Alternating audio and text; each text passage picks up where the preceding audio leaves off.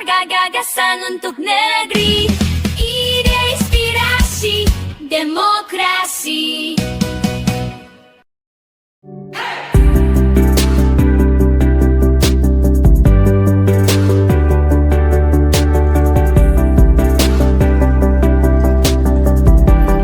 Halo teman pemilih, saya Nyuardi, KPU Boyolali. Hari ini kita akan berbincang bagaimana demokrasi di tengah masyarakat, bukan hanya saat pemilu atau pemilihan. Demokrasi di ruang-ruang warga. Nanti kita akan bicara panjang lebar dengan salah satu narasumber yang luar biasa. Beliau adalah Bapak Marzuki, Kepala Desa Samiran tahun 2007-2019, 2 periode. Oke, ikuti terus. Nanti kita akan ngobrol panjang lebar kaitan dengan itu dengan cara santai, pelan tapi bermakna.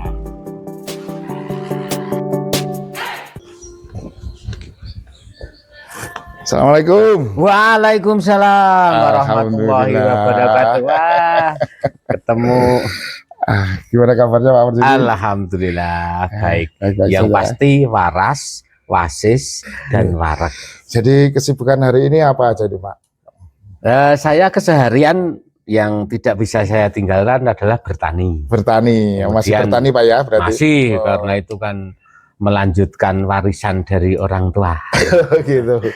Tapi Bapak ngajar juga ya ini kelihatannya. Alhamdulillah, jadi mulai 2021 saya diberi amanat untuk ya bukan mengajar tapi mendampingi dan membersamai anak-anak SMK Negeri 1 Selok. Alhamdulillah.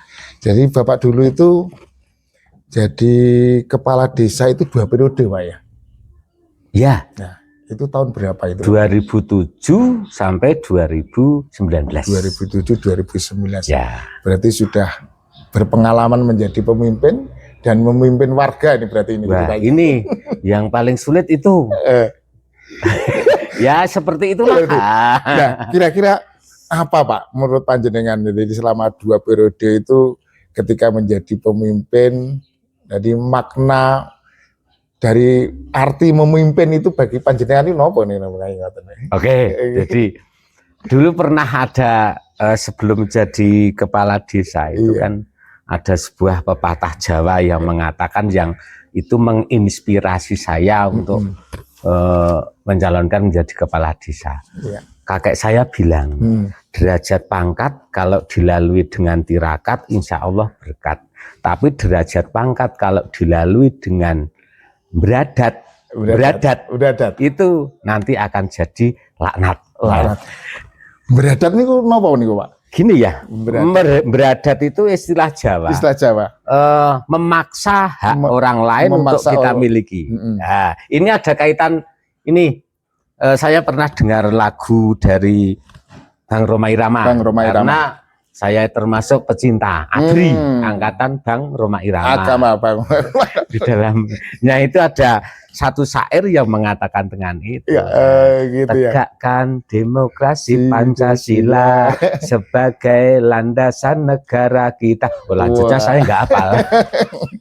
Ya nanti dilanjut di lain hari kaitannya dengan lagu itu nanti untuk ngisi di kafe ini kan. Siapa takut untuk apa tambah-tambah penghasilan. Loh, situ malah nyuruh saya ngamen. Ya bisa jadi. Jadi Pak, jadi luar biasa arti dari sebuah memimpin. Nah, waktu itu jadi pemimpin desa itu saya yakin pasti banyak kendalanya gitu kan. Jadi hambatan yang paling terasa waktu itu apa itu Pak? Ya, terima kasih. Ini saya memaksa otak saya untuk belajar lewat guru laku. Jadi guru laku itu pengalaman yang sudah terlampaui, tapi itu mengena dan untuk pembelajaran selanjutnya. Jadi 2027 itu ada pemilihan kepala desa Samiran, kebetulan calonnya 6. Ya, nggak ada yang mencapai 25%, akhirnya diulang sampai 2 periode. 2 putaran. Terus itu dari panitia termasuk Mbah Muji itu buat, karena ini skema debat begitu. Jadi mungkin waktu-waktu itu belum ada kayaknya menurut saya. Tapi ya 2007 itu harus ada debat antar calon, kemudian untuk menyampaikan visi misi, tanggapan atau apa gitu. Nah, kemudian lanjut sampai 2013 dan 2013 saya dengan kotak kosong begitu sampai 2019. Nah, sampai 2019 hal yang menarik bagi saya itu jadi 2010 ini Desa Samiran kaitannya dengan ini punya kesempatan untuk mengikuti lomba evaluasi pemberdayaan masyarakat. Disebut lomba desa, bukan lomba dosa ya. Lomba desa. Lomba desa. Nah, diperjelas lagi lomba desa. Ya, jangan lomba dosa. Lomba dosa nanti ya gawat. Oh iya. Nah itu gimana? Itu evaluasi pemberdayaan masyarakat salah satu bidang yang dinilai itu tingkat partisipasi. Tingkat partisipasi masyarakat.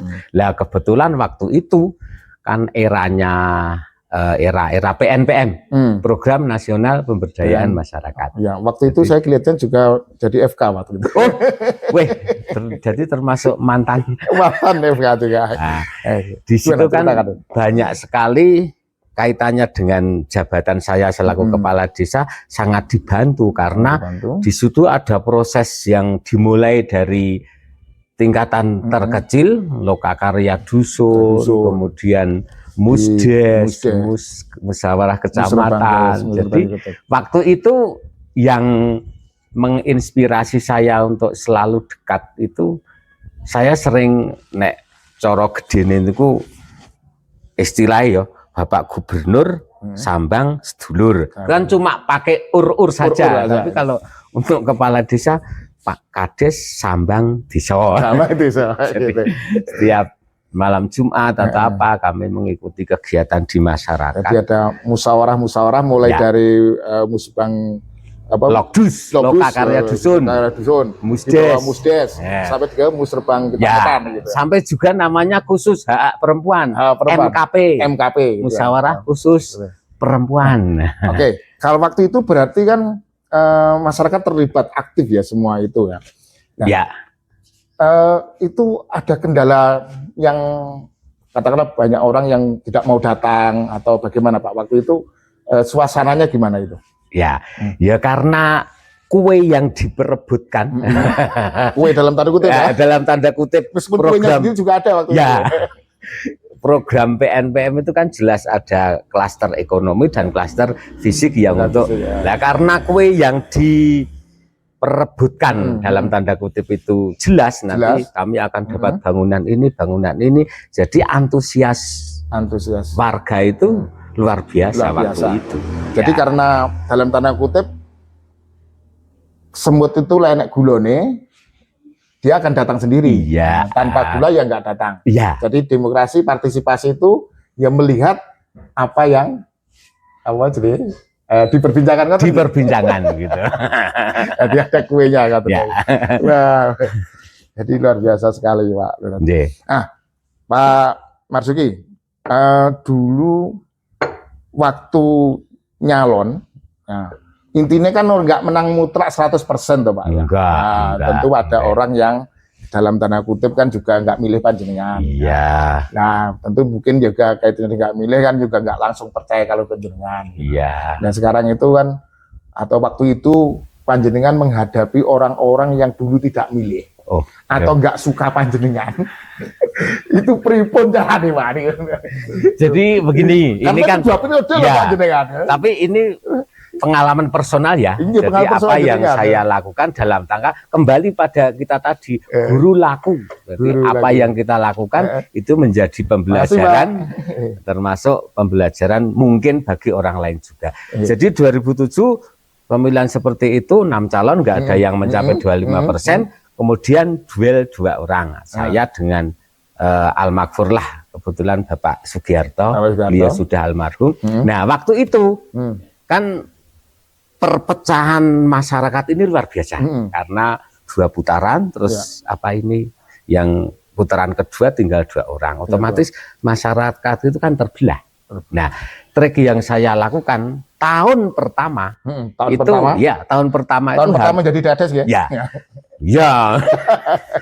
Saya hampir praktis tidak melakukan ya kecuali rutinitas di desa. Saya yang penting tadi saya sampaikan sambang sedulur. Saya selalu utamanya malam Jumat. Saya datang ke kampung mengikuti acara di kampung dengan para bini sepuh, anak-anak muda, perempuan. Kemudian kita bincang-bincang dulu. Tujuan saya cuma yang sudah ya sudah. Ini kebetulan yang diberi amanat saya, mari kita bersama-sama. Seandainya kemarin terjadi perbedaan itu dilepas mawon. Tapi itu pun butuh waktu. Butuh waktu.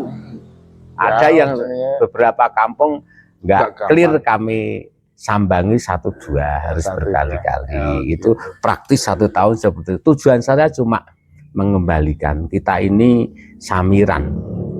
Kalau disingkatkan ya samiran ya. Akronim bahasa Indonesia. Sarana menikmati indahnya rasa kebersamaan. Keren dong? Luar sekali. Sarana menikmati indahnya rasa kebersamaan. Jadi selama 1 tahun itu justru panjenengan itu fokus merangkul, Pak ya. PDKT. Ya. Seperti yang jangan aja, Pak. Iya. Ya perlu yang jangan karena kau tidak suka, aku pun bisa membuat menjadi suka aku. Itu lagunya Dewa 19 itu. Gini, Pak. Jadi luar biasa, menarik sekali. Ini contoh bukti baik panjenengan ya kaitan dengan ini. Yang ini, Pak. Saat pemilihan waktu itu ya, Pilkades itu saya yakin tadi tidak semuanya milih panjenengan ya. Terus panjenengan bagaimana menyikapi itu setelah paskanya. Nah, saya yakin waktu itu di desa Samiran itu ya tidak 100% itu hadir ke tempat pemungutan suara Pilkades kayak gitu.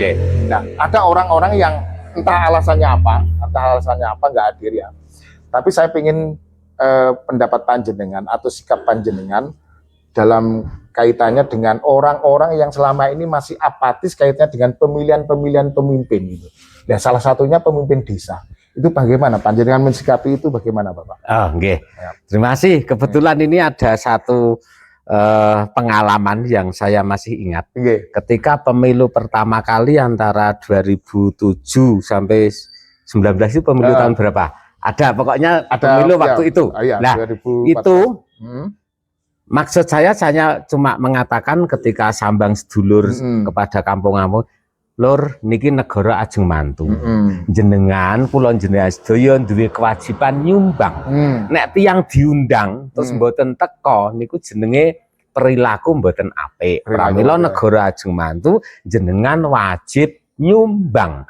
Teka teng TPS milih sesuai hak pilih jenengan. Lah itu saya rumuskan dalam namanya judulnya Sekapur Sirih. Jadi sebelum saat-saat pelaksanaan di kampung-kampung sosialisasi Pak RW atau siapa yang mendatangkan, nek saya pas bisa hadir saya sampaikan sendiri. Tapi kalau diwakili Pak Kadus yang membacakan sambutan saya. Itu keren.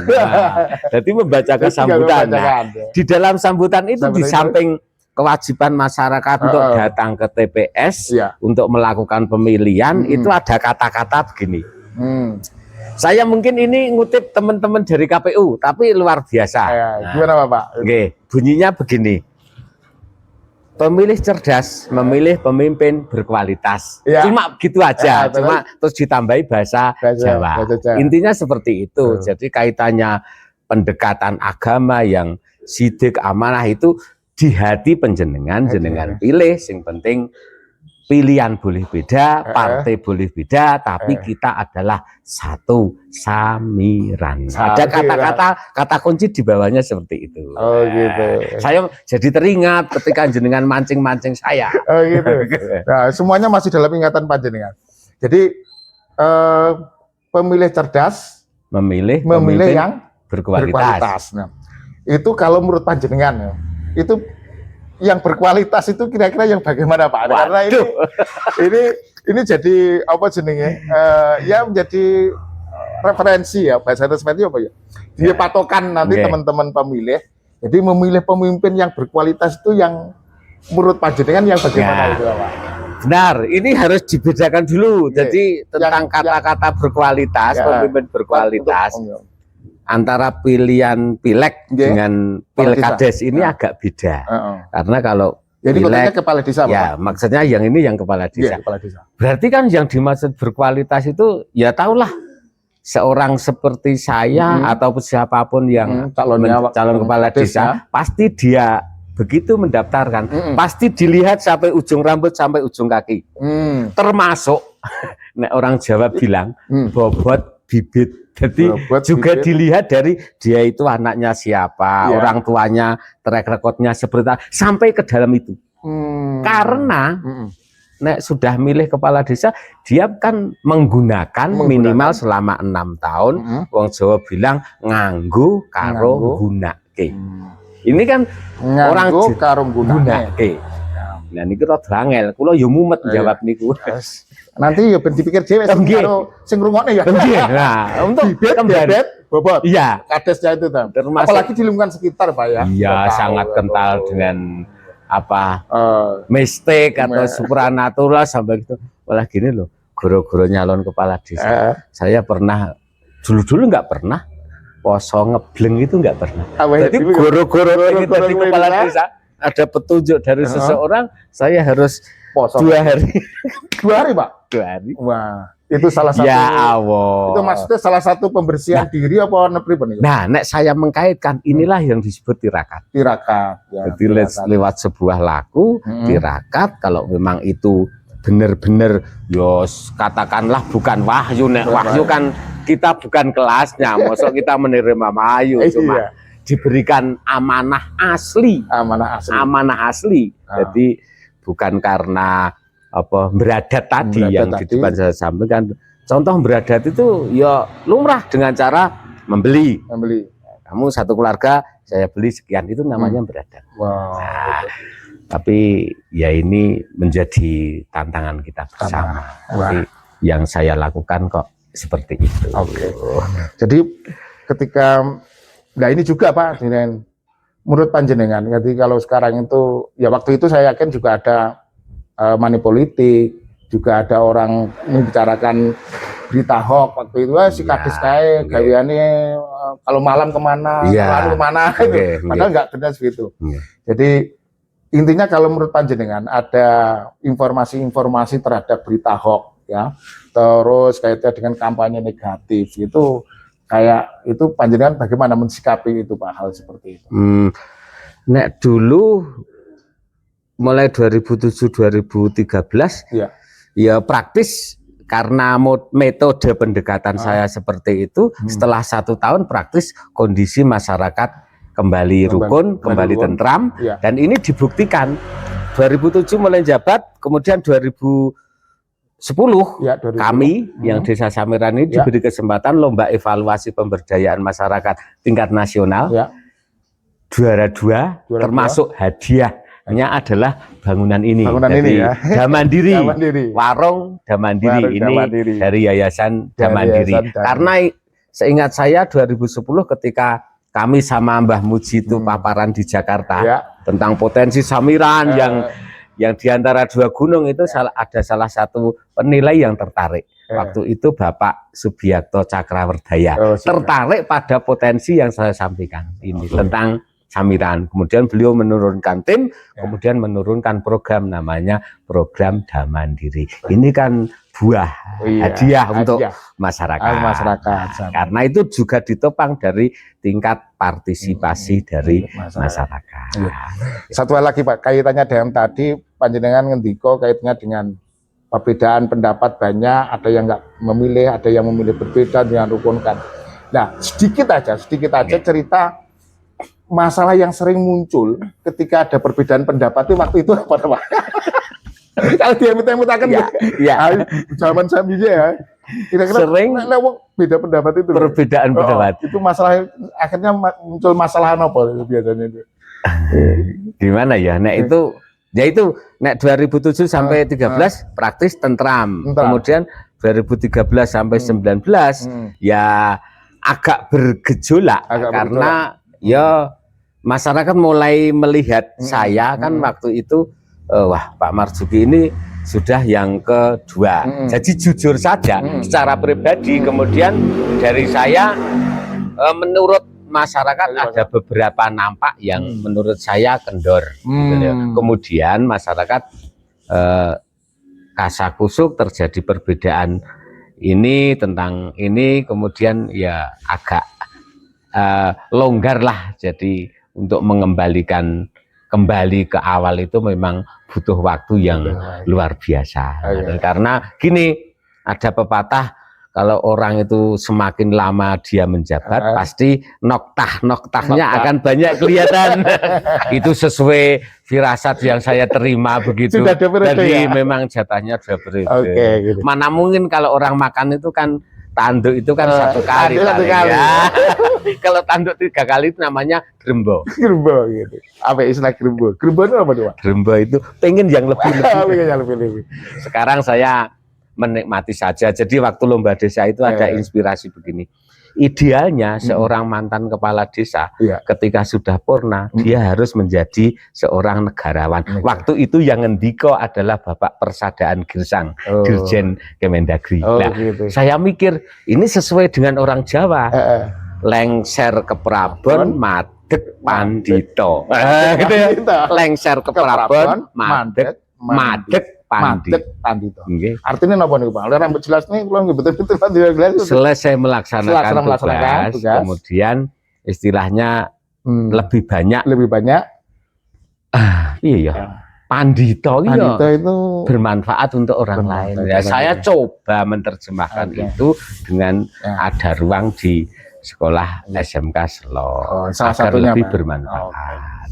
Oke, satu hal lagi Pak untuk anak-anak muda ini Pak. Oke. Itu pesan apa Pak untuk anak muda dalam hal memilih calon-calon pemimpin itu? Pemimpin itu ya tidak hanya di desa, mungkin calon-calon legislatif atau calon kepala daerah atau yang lainnya. Yang khususnya untuk kepala desa, kira-kira untuk pemuda ini ada tip-tip apa? Orang ngawur, mergo gantengnya apa mergo aja. Ini nek pesan jenengan apa? Dari saya sangat berkaitan karena yang saya ajar di SMK Negeri Solo ini kan ya tetap bagaimanapun anak muda. Jadi dia usia sekian termasuk calon atau bahkan dia itu pemilih pemula. Jadi saya tekankan ketika negara atau ada pemilihan-pemilihan apa silahkan dipilih dengan cara yang cerdas. Bukan karena siapa, dengan cara kalian banyak berorganisasi. Entah organisasi dalam sekolah atau di luar sekolah, karena dari cara berorganisasi itu ada pepatah mengatakan begini, generasi muda yang tidak ingin tercecer dan tercerabut dari zamannya, ia harus berorganisasi. Lewat organisasilah dia akan menemukan jati dirinya sehingga menjadi pemuda harapan bangsa yang nanti meneruskan estafet kepemimpinan para pendahulu. Luar biasa sekali. Jadi pesan Pak Jenengan, saya pikir tidak perlu saya ulang karena sudah sangat jelas berorganisasi. Ya. Pilih yang cerdas. Oke Pak, di closing statement agar ini tidak keburu dingin. Ya. Kalau boleh satu kata untuk teman-teman pemilih ya, kalau mau memilih pemimpin itu apa yang harus diperhatikan itu Pak? Apa yang harus diperhatikan? Waduh, saya cuma teringat satu kata loh ya. Masih teringat. Pilih yang benar, jangan pilih yang bayar. Iya, luar biasa sekali. Pilih yang benar, jangan pilih yang bayar. Jangan pilih yang bayar. Oke, saya pikir begitu teman-teman pemilih di mana Anda berada. Perbincangan tadi sudah luar biasa. Kita menyangkut tentang kepemimpinan, menyangkut tentang demokrasi, menyangkut partisipasi pemilih, menyangkut potensi desa, hambatan kaitannya dengan bagaimana menggerakkan masyarakat di desa, bagaimana menghadapi apatisme, bagaimana menggerakkan masyarakat. Sudah banyak sekali tadi pelajaran. Saya pikir itu dulu Pak Lurah. Pak Mantan. Ya. Purnokaryo Labuh Projo. Purnokaryo Labuh Projo. Napa niku Pak? Ya, Purna berlabuh pada Pur negara. Berlabuh pada negara. Tapi masih berlanjut. Masih berlanjut. Ya. Kan ruangannya beda. Ruangannya beda. Oke, saya pikir begitu. Terima kasih. Assalamualaikum warahmatullahi wabarakatuh. Dan ketemu lagi di Inspirasi Demokrasi pada episode selanjutnya. Oke, pantun dulu ya.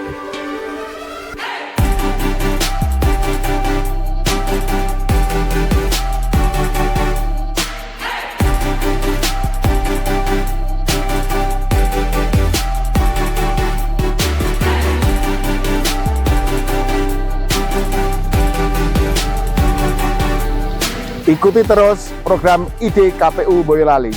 Cerita lokal, inspirasi, demokrasi.